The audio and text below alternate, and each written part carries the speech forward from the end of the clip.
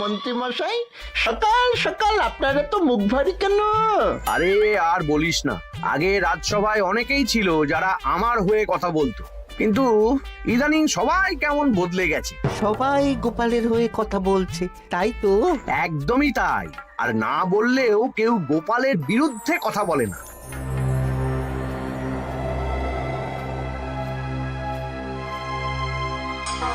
কি মন্ত্রী মশাই, আজকাল তো আমার কথা আর মনেই পড়ে না, ভুলে গেছেন নাকি? আরে না না ভগবান, তুমি হলে আমার তুরুপের তাস। ঠিক সময়ে ঠিক সুযোগ এলে তোমাকেই ডাকবো।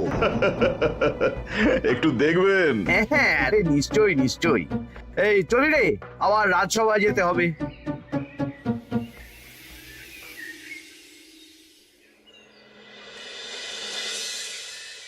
আচ্ছা তোমরা বলো তো, আমাদের রাজ্যের সার্বিক উন্নতির জন্য সবার আগে কি দরকার? মহারাজ, আমি বলবো। বলো গোপাল। সততা আর শিক্ষা, এই দুটো জিনিস মানুষের মধ্যে থাকলে রাজ্যের উন্নতি কেউ আটকাতে পারবে না মহারাজ। একদম ঠিক বলেছ পণ্ডিত, তুমি তো শিক্ষার কাণ্ডারি। তুমি কি বলতে চাও এই ব্যাপারে? মানে কিভাবে শিক্ষার আরো উন্নতি করা যায়? মহারাজ, আমি তো মনে করি পুঁথিগত শিক্ষাই শুধু শিক্ষা নয়, মানুষের ভেতরে যে পূর্ণতা আছে সেটাকে ফুটিয়ে তোলার নামই হলো শিক্ষা। যেমন? কেউ যদি খেলতে ভালোবাসে সে খেলোয়াড় হবে, গান করতে ভালোবাসলে সে গায়ক বা গায়িকা হবে। আমি প্রত্যেকের মধ্যে লুকিয়ে থাকা এই বিশেষ বিষয়গুলিকে তুলে ধরার জন্য কিছু করতে চাই। তা এটা করার জন্য কি দরকার? প্রথমত অর্থের প্রয়োজন। আমাদের আরো অনেক টুল খুলতে হবে, সেখানে এক একটা জায়গায় এক এক রকমের শিক্ষা প্রদান করা হবে। এটা ভালো প্রস্তাব। আমাদের রাজ্যে গায়ক, নৃত্যশিল্পী, অঙ্কন শিল্পী, খেলোয়াড় সব তৈরি হবে। দেশ বিদেশে রাজ্যের নাম উজ্জ্বল হবে। মহারাজ, একদম এসব উল্টো পাল্টা খরচ করবেন না। কেন কেন? মহারাজ, রাজকোষে প্রথমত বেশি অর্থ নেই, যে কোনো সময় যুদ্ধ লাগতে পারে। তাই আমাদের উচিত প্রথমে এসব না করে কামান, গোলা, বারুদ, ঢাল, তরোয়াল এসব কেনা। ঠিকই বলেছ। কদিন ধরেই শুনছিলাম সীমান্তবর্তী এলাকায় ইংরেজ সেনারা নাকি ঘুরঘুর করছিল। পণ্ডিত মশাই, আপনার এই সব পাণ্ডিত্য অন্য জায়গায় ফলাবেন কেমন? এসব করে লাভের লাভ কিচ্ছু নেই। কাউকে যদি ইংরেজরা গুলি করে সে কি গান শোনাবে? হ্যাঁ, মন্ত্রীর কথায় যুক্তি আছে। মহারাজ, আপনি বরং পণ্ডিত মশাইকে কিছুদিনের জন্য ছুটি দিয়ে দিন। পণ্ডিত মশাইয়ের মাথার একটু বিশ্রাম দরকার। হ্যাঁ পণ্ডিত, তুমি বরং দিন 15 জন্য তীর্থে ঘুরে এসো। যথা আজ্ঞা মহারাজ।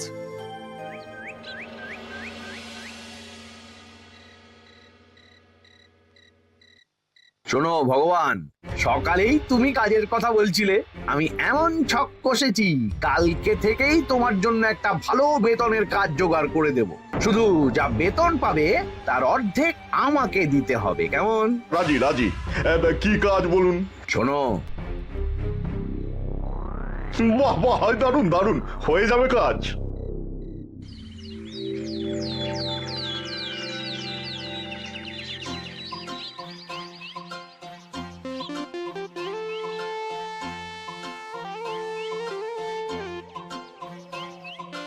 এই সকাল সকাল রাস্তায় ঘুরঘুর করছিস কেন? পড়াশুনো কি শিখেই তুলে দিয়েছিস? পণ্ডিত মশাই তীর্থে গেছেন, এখন আমাদের ছুটি। দুপুর বেলা ভাত, রাতের বেলা রুটি।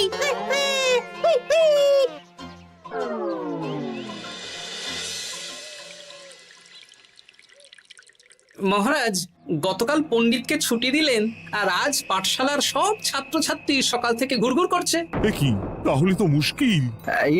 মুশকিল আসান করার রাস্তা আমার কাছে আছে মহারাজ।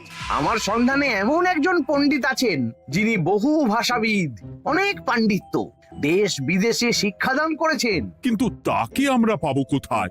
তিনি কৃষ্ণনগরে ঘুরতে এসেছেন, শুধু ওনাকে বেতনটা একটু বেশি দিতে হবে। এবং তিনি এই রাজ্যের যে কোনো মানুষের চেয়ে বেশি শিক্ষিত, তার পড়ানোর ধরনই আলাদা। সে কোথায়? আমি তাই ওনাকে আজকে রাজসভায় আসতে বলেছি। মহারাজ, আপনার সাথে একজন দেখা করতে এসেছেন। দেখুন মহারাজ, বলতে না বলতেই হাজির। ওনাকে ভিতরে আসতে বলো। আচ্ছা মহারাজ।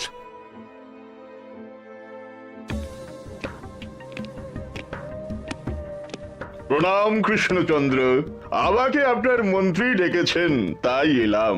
মন্ত্রীর সাথে কথা হয়েছে আমাদের রাজ্যের শিক্ষার উন্নতির ব্যাপারে। আমাদের মানে আপনি কি এই রাজ্যের? মানে এখন এই রাজ্যে আছি তো, তাই আমাদের রাজ্য বললাম। উনি সবাইকে আপন করে নেন। যাই হোক, তোমার শিক্ষার উন্নতির ব্যাপারে কি মতামত? মহারাজ, আমি এই রাজ্যের বিভিন্ন মোড়ের মাথায় টোল খুলতে চাই। তার জন্য অনেক অর্থের প্রয়োজন। তাতে কি উপকার হবে? ছাত্রদের জন্য তো নির্দিষ্ট পাঠশালা আছে। যখন শত্রুরা আক্রমণ করতে আসবে তখন তারা দেখবে রাস্তার মোড়ে মোড়ে টোল, মোড়ে মোড়ে টোল।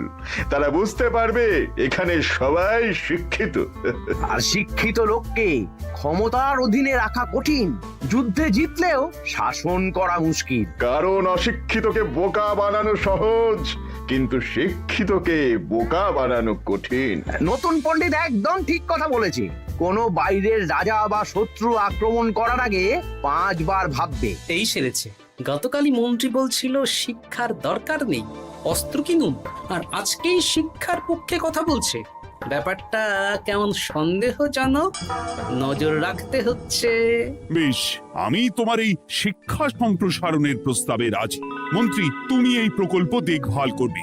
আচ্ছা, কত খরচ হতে পারে একটা হিসেব করে আমাকে জানিও, আমি দিয়ে দেব। আচ্ছা মহারাজ, আপাতত 500 মোহর দিয়ে রাখুন, পরে যা লাগবে বলে দেব। উফ, সকালে এক পত্তন বাজার, বিকেলে এক পত্তন বাজার, আর পারি না। আরে হাত চালাও, হাত চালাও। বাবা, কাজ শুরু হয়ে গেল। হ্যাঁ, আর ছাত্রদের পাঠশালার কাছে যেতে হবে না। পাঠশালা ছাত্রদের বাড়ির কাছে চলে আসছে। যেখানে সেখানে পাঠশালা। এ তো যেখানে সেখানে শিক্ষা। ঠিক বলেছো। আজ থেকে আমি আর নতুন পণ্ডিত চালু করছি। ধরো শিক্ষা, মারো পেরে। শিক্ষাকে ছাত্রছাত্রীদের মধ্যে গেঁথে দিতে হবে। এতদিন জানতাম ধরতক্তা মার পেরে, এখন বদলে যাবে। কিন্তু একটা পণ্ডিত এতগুলো পাঠশালা একা সামলাবে কি করে? খেপে খেপে। মানে সকাল 6টা থেকে 7টা একটা জায়গায়, পরে 7:30 থেকে 8:30 আরেকটা। এইভাবে বিভিন্ন জায়গায় পণ্ডিত ঘুরে ঘুরে শিক্ষাদান করবেন। না, ব্যাপারটার উপরে মহারাজকে নজর রাখতে বলতে হবে। মহারাজ, আমার মনে হয় এই পাঠশালায় আগামীকাল থেকে কেমন পড়াশোনা শুরু হবে, আপনার সেদিকে একটু নজর রাখা উচিত। হ্যাঁ, দেখি আগামীকাল সকাল সকাল বিভিন্ন পাঠশালায় গিয়ে নজর রাখবো। আর হ্যাঁ, আমাকে নতুন পণ্ডিত একটা তালিকা দিয়েছে, কোন পাঠশালায় কখন পড়াবে সেটার তালিকা। আমিও যাব আপনার সাথে।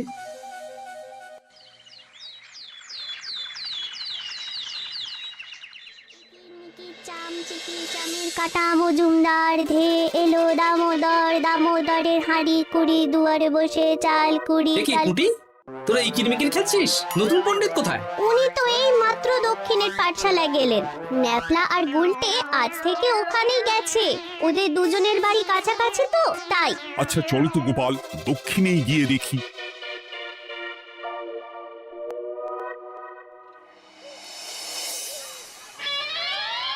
দেখি এখানেও তো নতুন পণ্ডিত নেই। নতুন পণ্ডিত মশাই আমাদের একের নামটা মুখস্থ করতে দিয়ে চলে গেলেন। একের নামটা? এসব কি হচ্ছে? শিক্ষার নামে অর্থের জলাঞ্জলি মহারাজ। না, আজই রাজসভায় এর বিচার হবে। মন্ত্রী, আমি যা দেখলাম তাতে শিক্ষা তো কদিন পরে লাটে উঠবে। আমার এক ভাগ্নি তো আজ পাঠশালায় গিয়ে লুকোচুরি খেলেছে।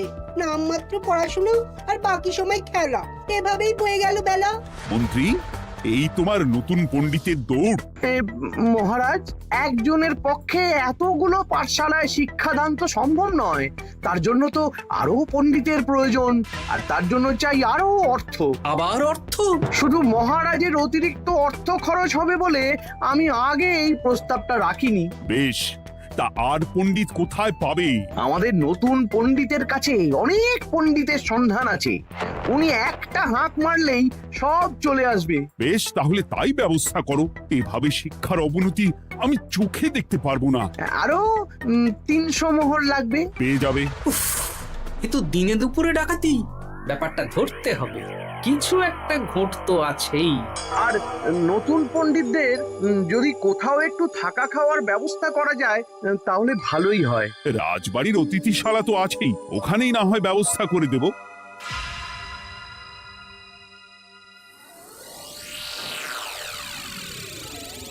শোন বটা ঘটা আর কেলে পচা, তোদের এইবার এই ভগবানের মতন শিক্ষাদান করতে হবে। আরে আমি তো শিক্ষা বানানই জানি না।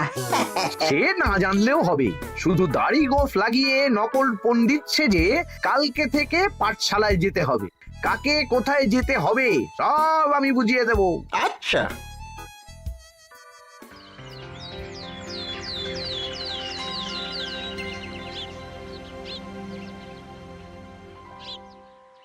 আচ্ছা বল তো, গতকাল তোদের বাড়িতে কি কি রান্না হয়েছিল? ভাত, মসুর ডাল আর লাউ ঘন্ট। লাউ ঘন্টের মধ্যে চিংড়ি ছিল? না, তা আজকে কি রান্না হবে? আজকে সকালে বাবা বাজার থেকে পাকা কাতলা এনেছে। কাতলা মাছের পাতলা করে ঝোল হবে। আর তোর? আমাদের আজ নিরামিষ, এই কবজি ডুবিয়ে সবজি ভাতি খেতে হবে। বেশ।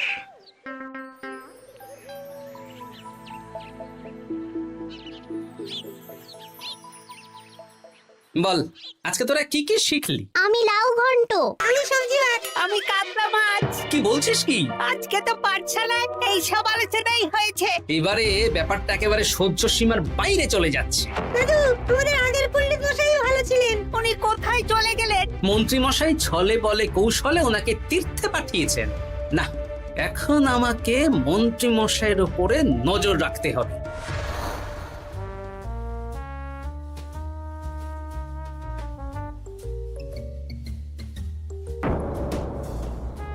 পাঠশালায় পড়ানোর ব্যাপার তো বিকেলেই মিটে গেছে। রাজবাড়ির অতিথিশালায় না গিয়ে নতুন পণ্ডিত মশাইরা এদিকে আবার কোথায় যাচ্ছেন? সাথে মন্ত্রীও আছেন, ব্যাপারটা নজর রাখতে হবে। তাড়াতাড়ি চল। চলুন চলুন। এদিকে তো বটা ঘটার বাড়ি, এদিকে মন্ত্রী মশাই কোথায় যাচ্ছেন?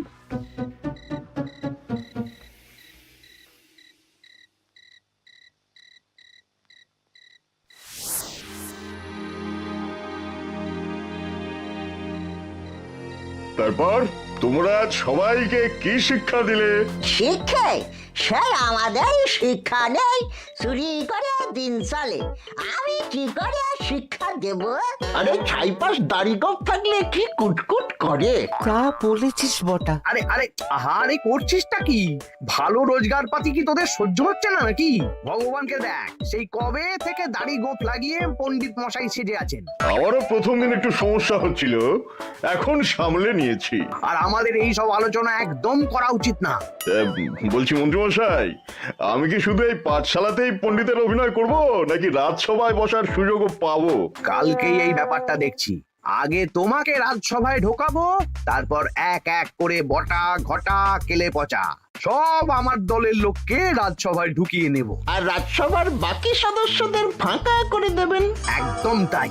মহারাজ সহজ সরল মানুষ, এটাই একটা বড় সুবিধা। আচ্ছা, এই ব্যাপার। ঠিক আছে, আমি কদিন পরে ঠিক সময়ে একদম হাটে হাড়ি ভাঙবো।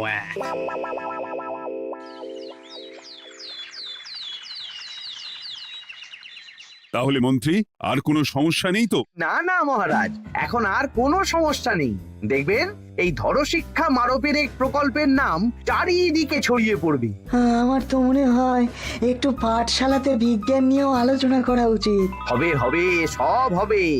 এখনো সব বাচ্চারা অজ্ঞান হয়ে আছে।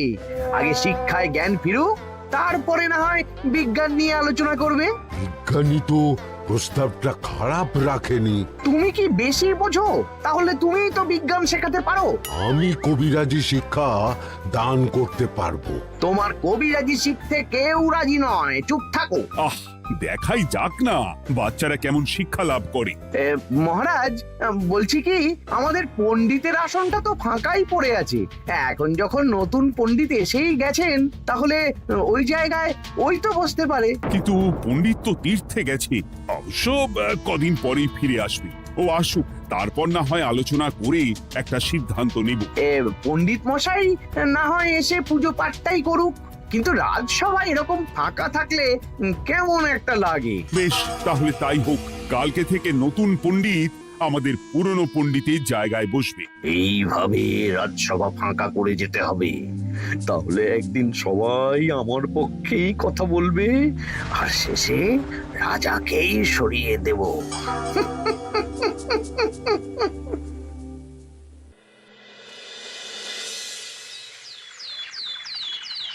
মহারাজ, সর্বনাশ হচ্ছে চারিদিকে। চলুন চলুন, আমি পুরো বিষয়টা ধরে ফেলেছি। কি ধরে ফেলেছো? শিক্ষার নামে ষড়যন্ত্র চলছে মহারাজ। রাজসভায় চলুন, সব বলছি। আচ্ছা আচ্ছা, আসছি। হ্যাঁ বলো গোপাল, তুমি কি বলছিলে শিক্ষার নামে ষড়যন্ত্র নাকি? মানে গোপাল মস্করা করছে নাকি? রাজ্যে দারুণ শিক্ষাদান চলছে। মহারাজ, আমি দেখে ফেলেছি আমাদের নতুন পণ্ডিত আসলে কোনো পণ্ডিত নন।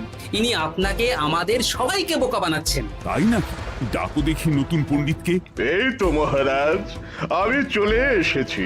এই তো, ইনিই বদমাশি করছেন, শিক্ষার্থীদের ভবিষ্যৎ নিয়ে খেলছে। এই বল, আসল কথাটা বল। কি বলবো, এসব ভাড়ামো বন্ধ করো গোপাল। না বললে আমি কিন্তু ধুতি খুলে দেব। এই এই আরে কি হচ্ছেটা কি? এই এই এই এই সরো তো, সরো সরো। ব্রুম, ব্রুম, ব্রুম, কি হলো? কি হলো? ব্রুম, ব্রুম, ব্রুম। এই সেরেছে। গোপাল এসব কি বলছে? বলুন। ভুল বকছে কেন? ব্রুম, ব্রুম, গোপাল, তোমার কি হলো গো? কি বলছো তুমি? আমার কাছ বৈদ্য, তুমি একটু দেখো তো গোপাল ঠিক আছে তো? এই যে নতুন পণ্ডিত, তুমি তো অনেক ভাষা জানো, তুমি বুঝতে পারছো? মহারাজ, আমি দেখছি গোপালের মনে হয় বিশ্রামের প্রয়োজন। এই এই, তোমরা কয়েকজন মিলে গোপালকে রাজবাড়ির অন্দর মহলে নিয়ে চলো। চলুন, আমি যাচ্ছি। ওহো, গোপালের কি হলো? মাথায় লেগে গেল? ভাষা চলে গেল? সব এই নতুন পণ্ডিতের জন্য।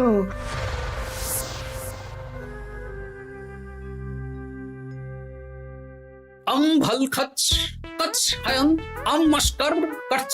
মহারাজ, আমার মনে হচ্ছে গোপালের বাইরে থেকে কিছু হয়নি, ভিতর থেকে কিছু হয়েছে। নারী স্পন্দন, হৃদস্পন্দন সব ঠিক আছে। আমার বড় যাব ভ্রম। কিন্তু গোপাল কি ভাষা বলছে বোঝা যাচ্ছে না। নতুন পণ্ডিত, একবার চেষ্টা করে দেখো না। আমার কাছে হয় না। এসব তো আমি কিছুই বুঝতে পারছি না মহারাজ। আপনি যে এত দেশ বিদেশে ঘুরেছেন, আপনি বুঝতে পারছেন না? এ আমার এখতিয়ারের বাইরে। তোমার বাকি পণ্ডিতদের নিয়ে আসো তো, যারা পাঠশালায় পড়ায়। আমি বুঝতে পারছি না, বটা ঘটা কেলে পচা কি বুঝবে? আমার বড় যাব ভ্রম। চপ করো ঘট, নল খাবো মরব। কিছুই তো বুঝতে পারছি না। রাজসভায় কাউকে না দেখতে পেয়ে এখানে এলাম। ওই তো আমাদের পুরনো পণ্ডিত চলে এসেছে। শুনলাম গোপালের নাকি কি হয়েছে। এই পণ্ডিত, তুমি দেখো তো গোপালের নতুন ভাষা উদ্ধার করতে পারো কিনা। কি গোপাল, তুমি কি ভাষায় কথা বলছো? আমার মতর ভাষ কথা বলো। ওই দেখো আবার কি সব বলছে। আমো বছর তো পড়ছো, সবার সাথে মস্করা করছো। তমো ঠক ধরছ। হ্যাঁ, এই পণ্ডিত, এটা কি ভাষা? ঘাবড়াবেন না মহারাজ, এটা পাতি বাংলা ভাষা। বাংলা ভাষা? গোপাল শুধু আকার ইকার উকার আর বেশিরভাগ স্বরবর্ণ বাদ দিয়ে কথা বলছে। মানে গোপাল তম কছ কছ বলো। আমার নাম গোপাল ভর। মহারাজ, গোপাল বলল আমার নাম গোপাল ভর। আমার অত বকন মহারাজ। এর মধ্যে আকার ইকার উকার এসব বসিয়ে দেখুন তো কি হয়। আমার নাম গোপাল ভাঁড়। আমার নাম গোপাল ভাঁড়। অত, আমি অত, বকা বোকা, নই মহারাজ। মহারাজ আমি অত বোকা নই মহারাজ। এই তো সুন্দর ধরে ফেলেছেন। কি কেমন দিলাম? দেখলে আমাদের রাজ্যে মন্ত্রী ধরে আনা পণ্ডিতের পাণ্ডিত্য। সব এক একটা গাধা। হ্যাঁ এ কি ভগবান, বটা ঘটা কেলে পচা। মহারাজ এখান থেকে কি বুঝতে পারলেন? কি? শিক্ষার বাইরেও অন্যভাবে সমস্যার কি করে সমাধান করা যায়, তাও শুধুমাত্র উপস্থিত বুদ্ধি দিয়ে, যেটা আমাদের রাজপণ্ডিতের আছে। তা তো দেখতেই পাচ্ছি। আর সেই জন্যই মন্ত্রী ওনাকে সরাতে চেয়েছিলেন, আর কিছুদিনের মধ্যে সব সভাসদদের সরিয়ে দিতেন। আমি সব মতলব শুনেছিলাম, আর এই দিনটার জন্য অপেক্ষা করছিলাম। আজকেই তো পণ্ডিতের তীর্থ থেকে ফিরে আসার কথা। তাই আজকে এই ছোট্ট নাটকটি করলাম। এবার মন্ত্রী আর এই 4 জন নকল পণ্ডিতকে আচ্ছা করে কারাগারে গিয়ে ধোলাই দাও। ধোলাই হলো ওনাদের জন্য উপযুক্ত এবং উচিত শিক্ষা।